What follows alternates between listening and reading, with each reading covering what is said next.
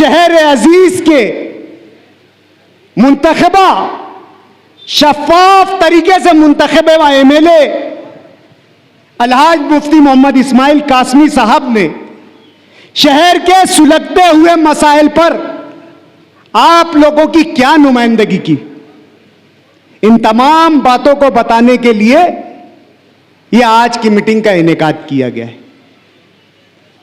गुज़िश्ता assembly का election हुआ। हर election एक नजरिए के तहत होता है, एक उन्वान के तहत होता है, एक मैनिफेस्टो के तहत होता है। गुज़िश्ता असेंबली इलेक्शन में शहर की बाशऊर आवाम ने अपना फैसला जमहूरी तरीके से सुनाया, बताया, जताया कि शहर एक संजीदा सियासत का कायल है, शहर एक होशमंद सियासत का कायल है, शहर एक मसलहत मुफाहमत पसंद एतदाल पसंद कायद का कायल है। शहर ने यह बताया और अपने जमहूरी हक के जरिए जताया। आपने असेंबली इलेक्शन देखा किस तरीके से हमारे मुखालिफिन ने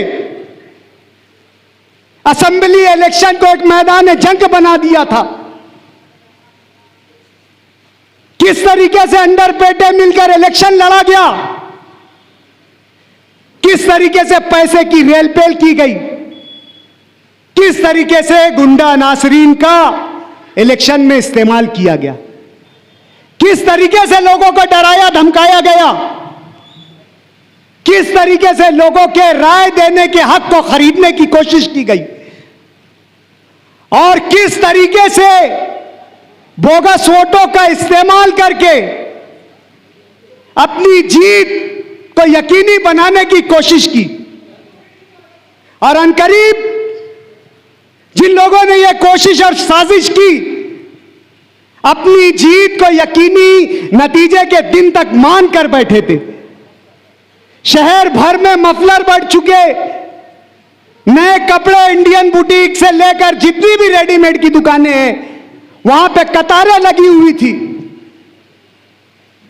पेटियां खुलने तक के इस यकीन के साथ हमारे मुखालिफिन जो है वो काउंटिंग सेंटर पर आए थे कि उनकी जीत यकीनी है।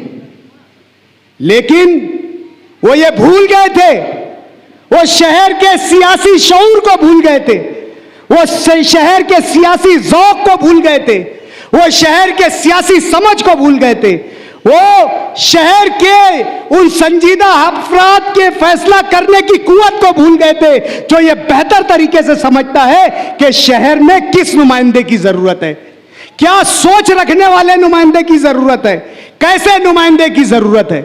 एक खामोश इलेक्शन हुआ, एक अंदरूनी तूफान आया, एक जमीन के नीचे से नतीजे की शक्ल में एक सुनामी आई जो बाज़ाहिर नजर आ रहा था, जहां तामझाम था, जहां पर लोगों का हुजूम था, जहां गुंडागर्दी का माहौल था, जहां नशे में लिप्त नौजवानों की हड़बों थी, धूम धाम चौकड़ी थी।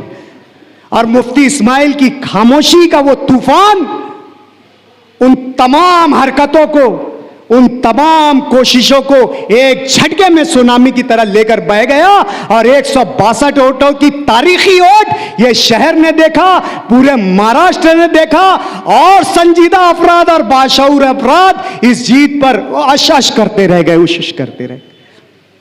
ये शहर का सियासी ज़ौक़ है,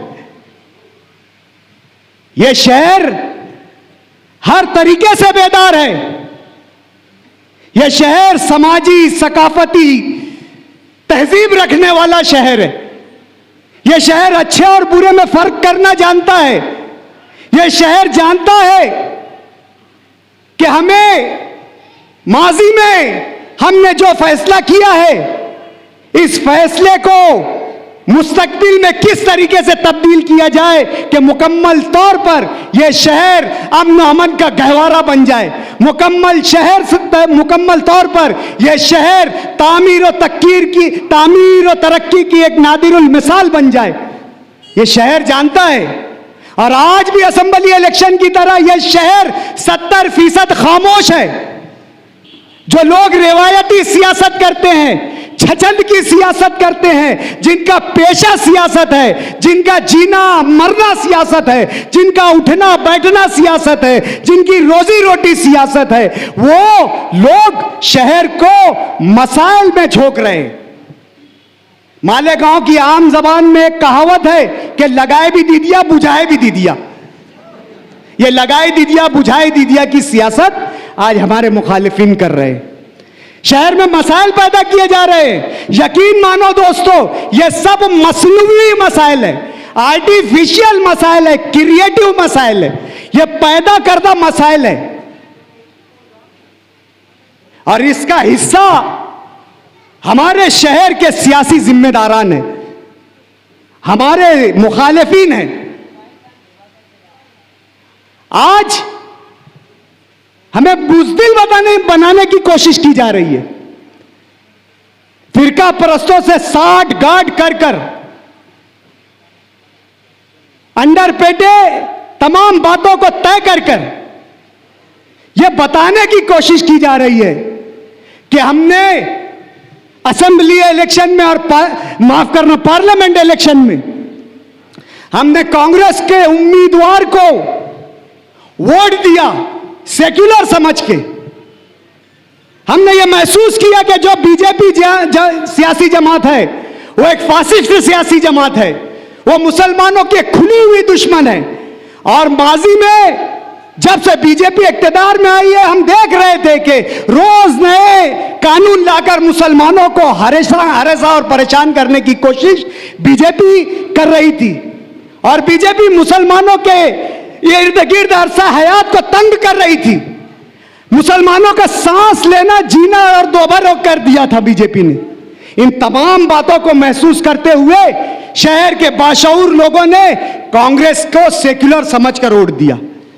और यकीन मानो, हमें 100 मरतबा भी अगर ऐसे हालात पैदा हुए, 100 मरतबा भी साजिशें इस तरीके की जिस तरीके से आज शहर में जारी है, 100 मरतबा भी की जाए और हमें ऐसे 100 मरतबा भी तकलीफ दी जाए, लेकिन हम हमारी मिल्ली गैरत, मिल्ली हुम्मियत और मिल्ली तशख़्ख़ुस के लिए ऐसी 100 मरतबा कुर्बानियां देने के लिए तैयार हैं।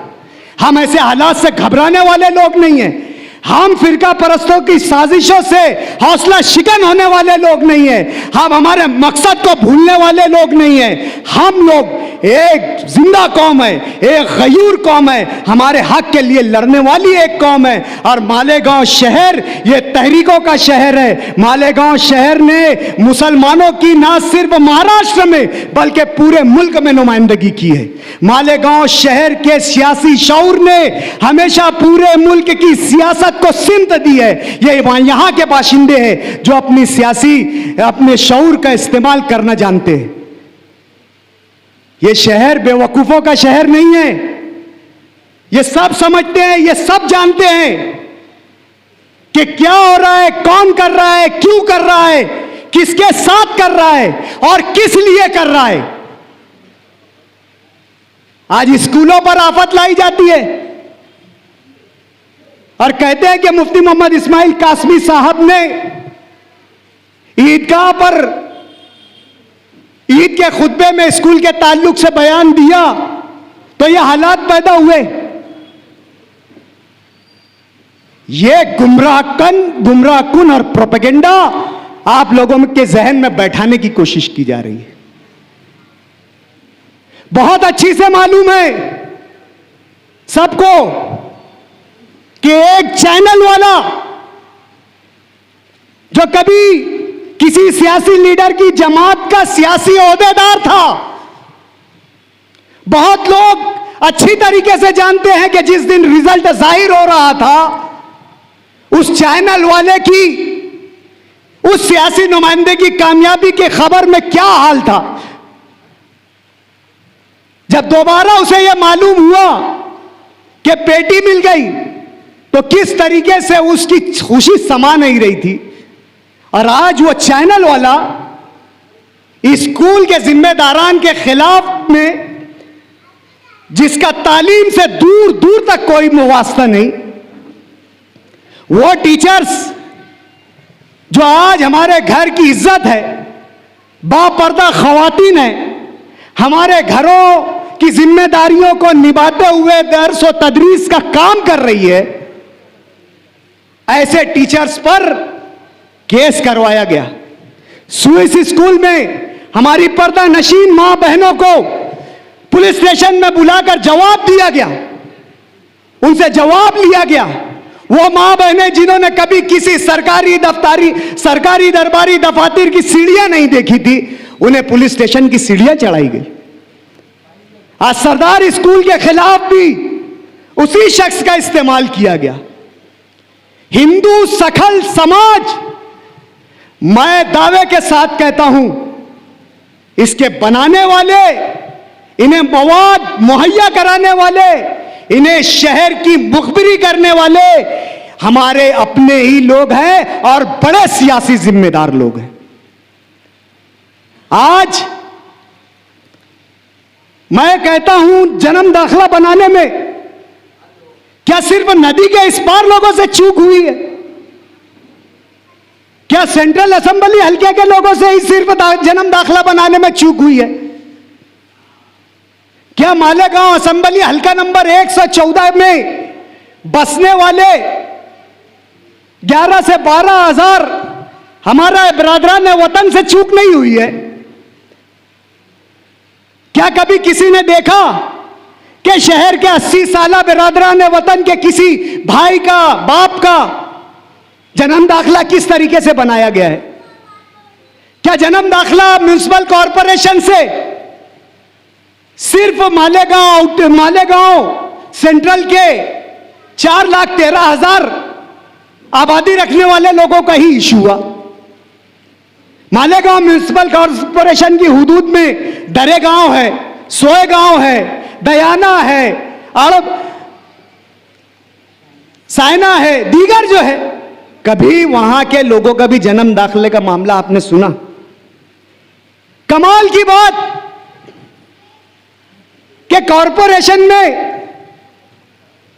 अगर एक भ्रष्टाचार की कंप्लेंट एसीबी में होती है तो कमिश्नर तक के ओहदेदार को आरोपी बनाया जाता है। और ताज्जुब की बात है, कॉमन सेंस की बात है कि जो अधिकारी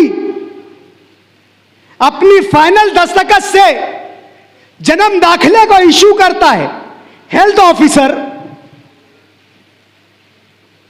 उसकी कहीं से कोई पकड़ नहीं, कहीं से कोई जिम्मेदारी नहीं उसकी, कि हेल्थ ऑफिसर की यह जिम्मेदारी होती है कि अगर एक बर्थ सर्टिफिकेट इशू हो रहा है तो उसके साथ पूरी पीसी, पूरा प्रकरण, कि अगर यह नाम नया इंदराज किया जा रहा है तो उसके लवाजमात पूरे हुए या नहीं हुए, यह जिम्मेदारी होती है। आज यह बोला जाता है कि महसूल विभाग में फला शख्स को इस बात का इख्तियार ही नहीं है कि वो जन्म दाखिला इशू कर सके, लेकिन पूछ-गूछ उस शख्स से नहीं होती कि उसे इख्तियार दिया किसने। आज कॉरपोरेशन के अब्दुल तव्वाब पर अगर यह सवाल किया जाता है कि तुम्हारे पास ये सिक्के आए कहां से, तो फिर तहसीलदार के उस ऑफिसर से भी सवाल किया जाए कि जब अब आपको इख्तियार नहीं था तो फिर ये सिक्के आपके पास कहां से आए। ये दोहरा रुख, दोहरा मयार क्यों, किस लिए? हम नहीं चाहते कि कोई हमारा बिरादरान वतन भाई भी परेशान हो। हम शफाफियत चाहते हैं, हम ट्रांसपेरेंसी चाहते हैं। और यकीन मानो, जितना संगीन इल्जाम हम पर लगाया गया कि यहां पे रोहिंग्याई और बांग्लादेशी रहते हैं, 4 महीने की तफ्तीश में, 4 महीने की तफ्तीश में बांग्लादेशी का बे और रोहिंग्याई का रो नहीं निकाल पाई एसआईटी। और सरकारी वकील अपने दलील में कहता है कि यह बहुत संगीन मामला है, यहां पे बांग्लादेशी और रोहिंग्याई रहते हैं। मैं समझ नहीं पा रहा हूं कि उस कमेटी के दलाइल क्यों नहीं कोर्ट जो है एक्सेप्ट करती है। एक पैराग्राफ कोर्ट ने यहां पर दी अपने ऑर्डर में कि रोहिंग्याई मुसलमान और बांग्लादेशी मुसलमान जो है यहां पर होने की शक और गुंजाइश है। उसकी हाई कोर्ट में पैरवी की गई। अगर हाई कोर्ट में अपने जाती मामलात में कोई इलेक्शन पिटीशन में या स्कूल की पिटीशन में देखेंगे तो सीनियर काउंसिल खड़े होते हैं, और शहर के इतने हसास मामले पर जो नुमाइंदगी करता है वो सीनियर काउंसिल के जूनियर का भी जूनियर है। ऐसे हालात, ऐसे लोगों की नुमाइंदगी, ये लोगों की नुमाइंदगी एक टीचर के इंक्रीमेंट के लिए वशियन एसोसिएट्स, पटवर्धन एंड एसोसिएट्स, और जो लोग जिनके ये मसीहा बने बैठे हैं उसका सीनियर काउंसिल से दूर दूर तक के ताल्लुक नहीं। अगर नुमाइंदगी करना है, अगर हक देना है तो मसावत से दो, आदमी की जरूरत के एतबार से दो, सिर्फ खुदनुमाई के लिए और दिखावे के लिए नहीं। हम इलेक्शन लड़ रहे थे, नतीजा जिस दिन आ रहा था उस वक्त ऑब्जर्वर ने बहुत खूबसूरत बात कही थी कि इंसाफ होना जरूरी नहीं है, इंसाफ होते हुए दिखना जरूरी है। तो अमल करना जरूरी नहीं है, अमल के नतायज जरूरी होते हैं। आपकी नीयत के एतबार से अमल के नतायज क्या है। आज कई जमानतें हुई है जो प्राइवेट वकीलों ने भी की है, और ना माइनॉरिटी डिफेंस कमेटी, ना जमीयत का नुमाइंदा, ना हम जैसी सियासी जमात का नुमाइंदा अरे हमारे पास आते, हमसे बात करते, तमाम सियासी इख्तिलाफात को बालाए ताक रखते, शहर का कौम का मसला था, गुफ्तगू करते, हम बैठते, हम हमारी नाकी शक्ल से कुछ मशवरे देते, हम हमारी बिसात भर काम करते, हम तुम्हारे साथ मिलकर कदम से कदम और शाना बशाना चलकर शहर की नुमाइंदगी करते। हमें जहां जहां शहर की नुमाइंदगी करना पड़ी, हमने कहा कि मसलहत पसंद को, सियासत को शहर ने कबूल किया। मुफ्ती मोहम्मद इस्माइल साहब ने ऐवान में वजीर आला के पास शहर की इस मामले में नुमाइंदगी की। झोपड़पट्टी के उखाड़ने का मामला आया, वाज़ेह तौर से लोक आयुक्त का एक ऑर्डर था, ऑर्डर में कहीं से किसी तरीके की कोई गुंजाइश उस वक्त नहीं थी। जिस वक्त इस शहर में नितेश राणे को लाया गया, लोक आयुक्त ने क्लियर और साफ सुथरे अंदाज में ऑर्डर किया था कि किले के रिहायशीन को, साकिनीन को मुतबादिल जगह फराहम करके या उस जगह पर अतराफ में उनको यकसा तकसीम करके जो है जगह दी जाए। लेकिन उसके फौरन बाद महाराष्ट्र असेंबली इलेक्शन में किलों के ताल्लुक से एक जो है महामंडल बनाया गया और फैसला लिया गया कि महाराष्ट्र के अतराफ से महाराष्ट्र में जितने भी किले हैं उसके अतराफ से जो है अतिक्रमण को हटाया जाए। उसके तहत मालेगांव की भी बात आई। यहां पर पर्यायी जगह का जो है वो जो प्रावधान था, जो प्रोविजन था, वो खत्म हो गया।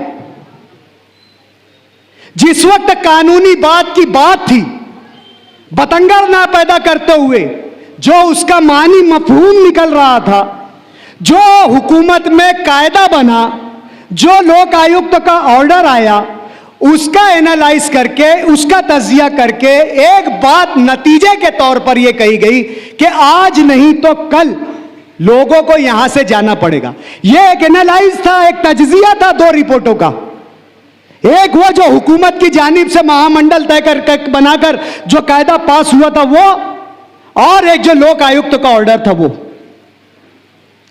यह बात वाज़ेह तौर से बताई गई। छचन अगर मुफ्ती मोहम्मद इस्माइल कासमी को करना होता, सियासत अगर करना होती, लोगों के जज्बात से खेलना होता, लोगों को अपनी सियासत के लिए इस्तेमाल करना होता, तो वो उसी तौर से कह देते थे कि हम यहां जाएंगे, हम वहां जाएंगे, हम ये करेंगे। उन्हें वाज़ेह तौर से हुकूमत का और लोक आयुक्त के ऑर्डर को समझाया गया। और आज भी कोर्ट में जो मुदल्लिल बात की गई, जो दलील के साथ बात की गई, और जिस बात को आधार बनाया गया है, लीज की बात को, कॉन्ट्रैक्ट की बात को, और जो दीगर वहां पर बस्तियां हैं जिस बात को आधार बनाया गया है, वो हमारी ही पिटीशन में बनाया गया। हमने कोई सियासत नहीं की। हमें लोगों के मसाइल हल करना है। जिस बात के लिए लोगों ने हमको चुनकर दिया है, जिस बात के लिए लोगों ने हम पर भरोसा किया है, हम वही बात कर रहे हैं। टीचर्स के मसाइल के ताल्लुक से मुफ्ती मोहम्मद इस्माइल कासमी साहब ने वजीर तालीम से नुमाइंदगी की। टीचर हजरात इस बात के गवाह हैं। नुमाइंदगी होनी चाहिए और नुमाइंदगी के असरात भी होने चाहिए, सिर्फ छचन नहीं होना चाहिए। बात कि अगर इंसाफ होता है तो इंसाफ होते हुए दिखाई भी देना चाहिए, यह भी एक बात है। आज शहर में, शहर को चलाने के लिए कई प्रशासन, कई जो है महकमा है, जो है वो मुतहर्रिक है। महकमा महसूलात है, कारपोरेशन का प्रशासन है, पुलिस का प्रशासन है। ये तमाम लोग जो है आज शहर के निगरां की हैसियत से शहर को चला रहे हैं। शहर के एडमिनिस्ट्रेटर की हैसियत से, इनमें ब्यूरोक्रेट्स को एडमिनिस्ट्रेटर बोलो, जो है सरबराह के हैसियत से यहां पर जो है अपॉइंट किया गया है। आज अगर कॉरपोरेशन में प्रशासक राज है तो जो प्रशासक कमिश्नर जो है आज वो एडमिनिस्ट्रेटर की हैसियत से शहर की तरक्की के लिए फैसले कर रहा है।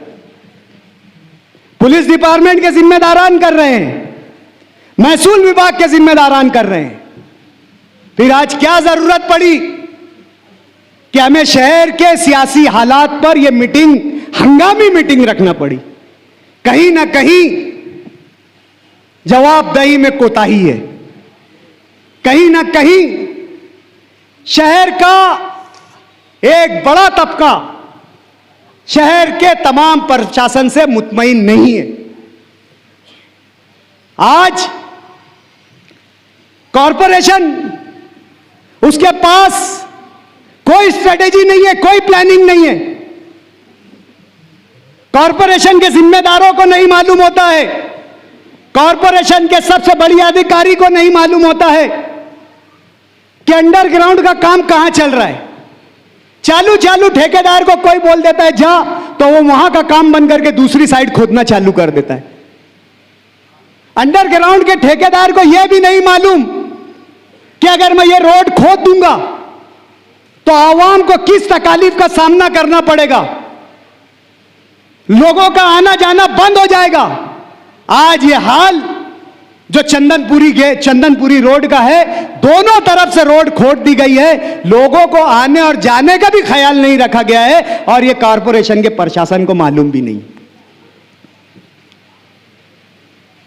आज तमाम प्रशासन जो है कहीं ना कहीं आवाम को मुतमईन नहीं कर पा रहा है। हमारे शफीक राणा साहब का यहां पर तस्करा हुआ, कोई मामला होता है, जरूरी है, सुप्रीम कोर्ट का ऑर्डर है, कंप्लेंट लेना चाहिए, कंप्लेंट रजिस्टर्ड करना चाहिए। लेकिन सवाल यह भी पैदा होता है कि सब्सटेंशियल एविडेंस कहां है। सवाल यह भी पैदा होता है कि उस केस को मजबूत करने के लिए खाती नामजद करने के लिए खाती की जानिब से क्या एविडेंस है। कोर्ट में पुलिस की कार्रवाई को बतौर एविडेंस पेश किया गया। पुलिस की काम है, पुलिस की जिम्मेदारी है तफ्तीश करना।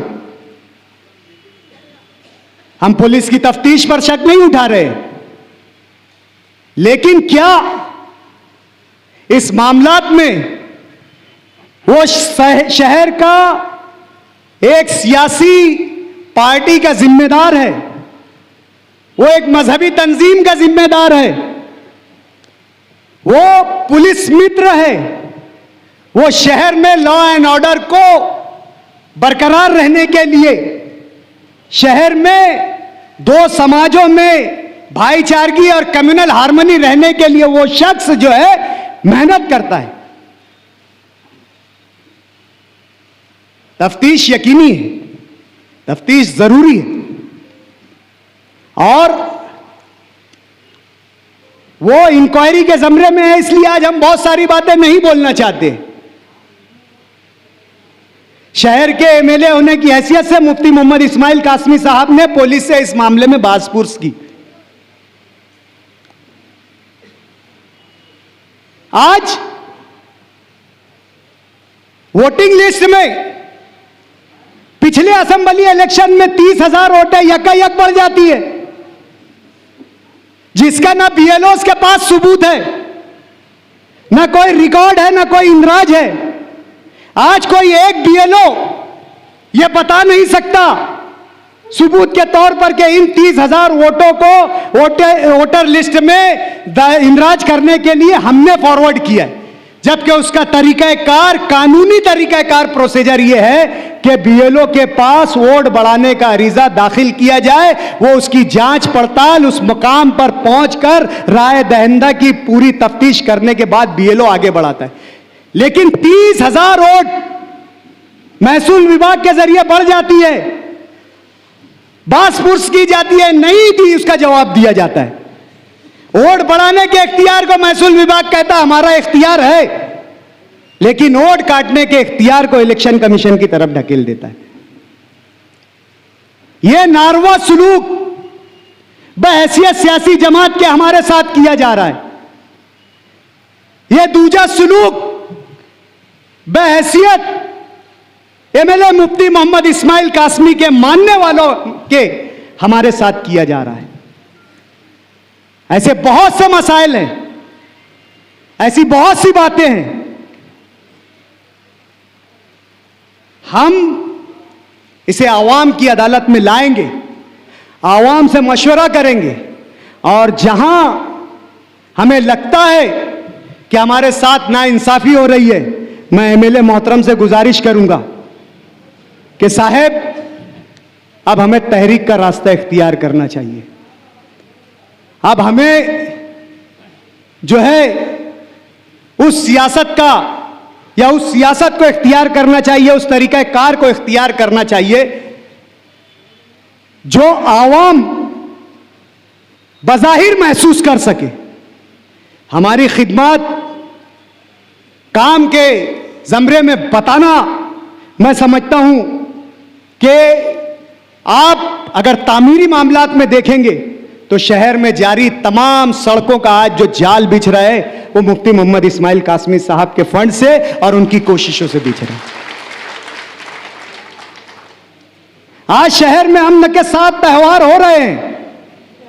यह मुफ्ती मोहम्मद इस्माइल कासमी साहब की गुजारिश एमा पर बहैसियत एक दीनी रहनुमा के इस बात के शहर से इसरार का है और गुजारिश से हो रहा है कि त्योहारों को कानून के तहत,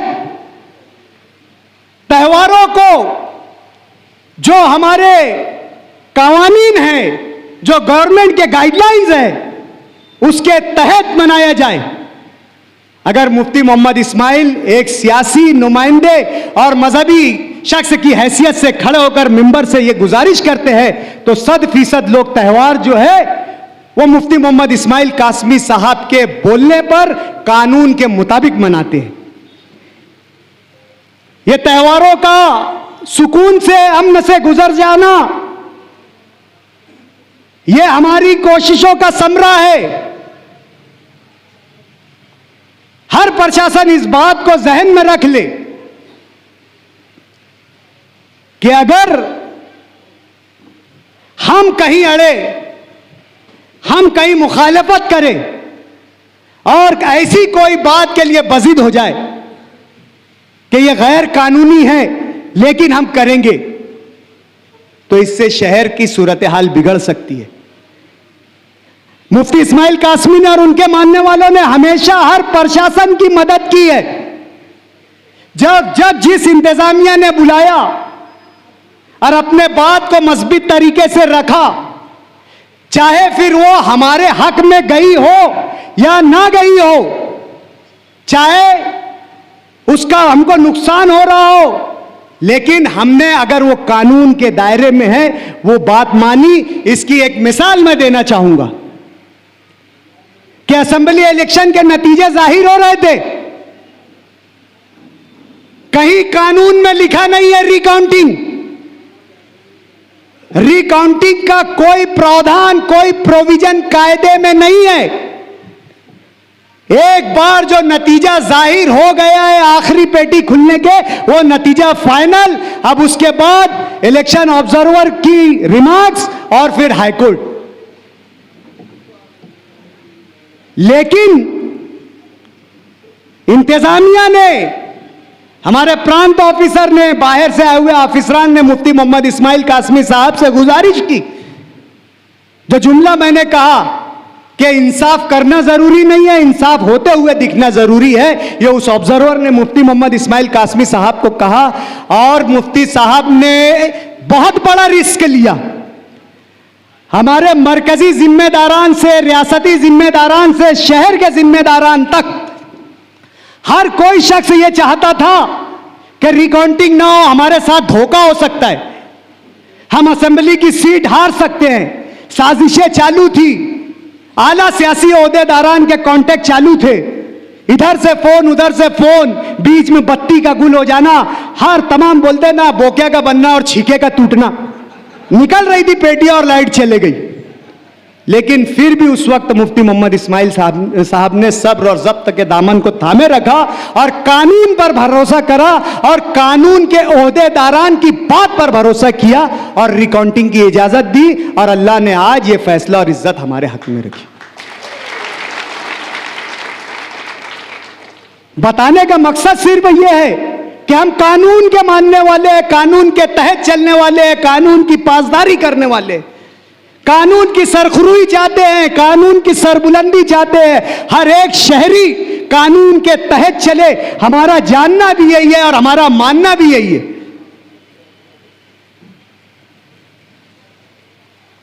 हमारे मुल्जिमीन के साथ अगर प्रूफ के तौर पे सैंपल, क्या वही सैंपल टेस्ट की बात की जा रही है। अरे आज रविश कुमार ने एक चैनल वाले को जो है कि रिपोर्ट किया है कि मेरी पूरी आवाज में जो है एआई जनरेटेड जो है पूरी न्यूज बना दी गई है और फेक न्यूज चलवा रहे हैं और मेरे नाम से वो जंगली तेल बिकवा रहे हैं। जमाना बहुत तरक्की का हो चुका है, आवाज वही रहती है, उसके अल्फाज को फिक्स कर दिया जाता है। आज इमरान खान हमारे पड़ोसी मुल्क का एक सियासी सरबराह है, उसकी पूरी तकरीर एआई जनरेटेड की गई। उसके पूरी तकरीरों को जमा करके जो जो अल्फाज है, ना, क्यों, कैसे, कब आया, वो आया, उसे मिक्स करके एआई एप्लीकेशन से पूरी तकरीर बनाई गई। जमाना बहुत तरक्की कर चुका है। अगर पुलिस हमारे लोगों का वॉइस सैंपल टेस्ट ले रही है, फायरिंग मामले में ली अब्दुल मालिक के, हर मामलात में हम देने के लिए तैयार हैं। आज हम इलेक्शन की बुनियाद जातियात पर बनाना नहीं चाहते। पिछले इलेक्शन में हमने जिस मुद्दे को जरूरी समझा, शहर के लिए अहम समझा कि शहर में समाजी बुराइयां, और बिलखुसूस हमने उसका तज़किरा हर जलसे में किया।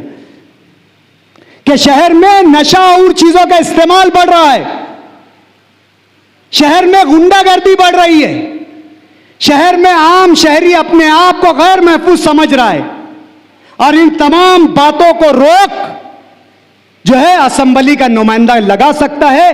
और आज असेंबली जो है वो इंफ्रास्ट्रक्चर देने की जगह नहीं है, असेंबली कानून साज अदारा है। ऐसे लोगों को कदगन लगाने के लिए शहर के असेंबली नुमाइंदा जो है उसका रोल होता है और ये उसका किरदार होता है, और आज उस पर काम किया जा रहा है। इसके जो वादा मुफ्ती मोहम्मद इस्माइल कासमी साहब ने किया था अपने इलेक्शन के दौरान, अपने पहली असेंबली इजलास में शहर में होने वाली नशा और चीजों के खिलाफ आवाज उठाकर उन मकामात पर निशानदेही की, जिसका नतीजा यह हुआ कि पुलिस की तारीख में कभी इतने बड़े कार्रवाइयां नहीं हुई। पुलिस ने कई गुना जो है कार्रवाइयां बताई कि हमने नशा और चीजों के खिलाफ किया। यह हमारा बुनियादी मकसद था कि शहर में यह बुराई खत्म हो। कॉम्बिंग ऑपरेशन किया गया, कई गुंडा अनासरीन को जमा किया गया पुलिस ने हिफ्ज़ मातकद्दुम के तौर पर। यह हमारी नुमाइंदगी का नतीजा है। और आज जो आने वाला असेंबली इलेक्शन है या कॉरपोरेशन का इलेक्शन है, माफ करना, यह आवाम को बुनियादी सहूलतें देने का इलेक्शन है, यह आवाम की बुनियादी जरूरतों को पूरा करने का इलेक्शन है। आवाम को किस तरीके से पक्की सड़कें मिले, साफ सुथरा रहने का निजाम मिले, हिफ्ज़ान सेहत मिले, कैसे शहर का शहरी जो है सेहतमंद रहे, कैसे वो तमाम एमिनिटीज का फायदा उठाए जो कॉरपोरेशन की जिम्मेदारियां होती है, कैसे उसे खूबसूरत गार्डन मिले, कैसे उसे शादी हॉल मिले, कैसे उसे जो है कम्युनिटी हॉल मिले, कैसे उसे जो है प्राइमरी हेल्थ सेंटर मिले, कैसे उनके घरों की खवातीन को कॉरपोरेशन के जरिए, जो हामिला खवातीन है या पोशीदा अमराज की खवातीन होती है, कॉरपोरेशन के जो है डॉक्टर्स और तिब्बी महकमे के जरिए उनको इन तमाम चीज़ों की जो है फैसिलिटी मिले, सहूलत मिले। इस बात का इलेक्शन होता है। लेकिन कुछ लोग अच्छाई और बुराई, अरे बात तो जब होती है, बोलने का असर और नतीजा तो तब होता है कि आप अगर किसी ने तुम्हारे किसी ऐब की उंगली आपकी तरफ बताई है तो ऐब आप दूर करें। आप तो रिटेलर से होलसेलर बन गए, अब जो रिटेल करते थे अब होलसेलर हो गए। और सियासत में होना यह चाहिए कि अपनी लकीर को बड़ा करने की कोशिश की जाए।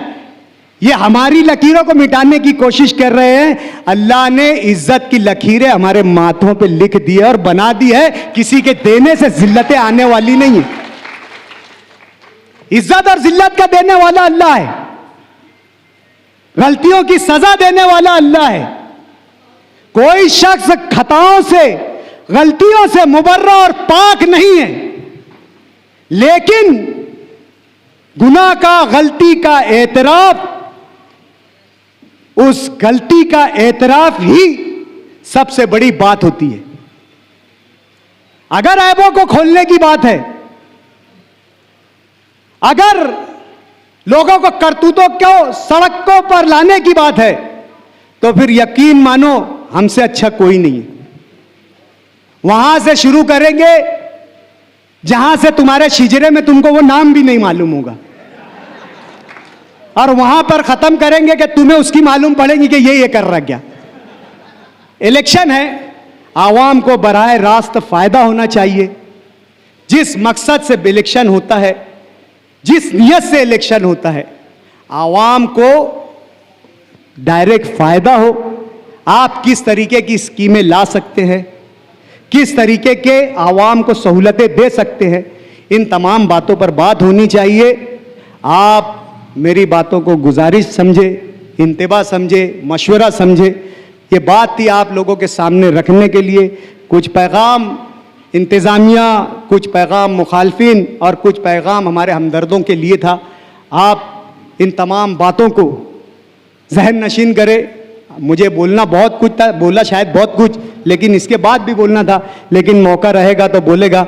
अभी वक्त हमारे कायद मोहतरम का है। वाखिर दावाना अल्हम्दुलिल्लाहि रब्बिल आलमीन। हाज़रीन इकराम,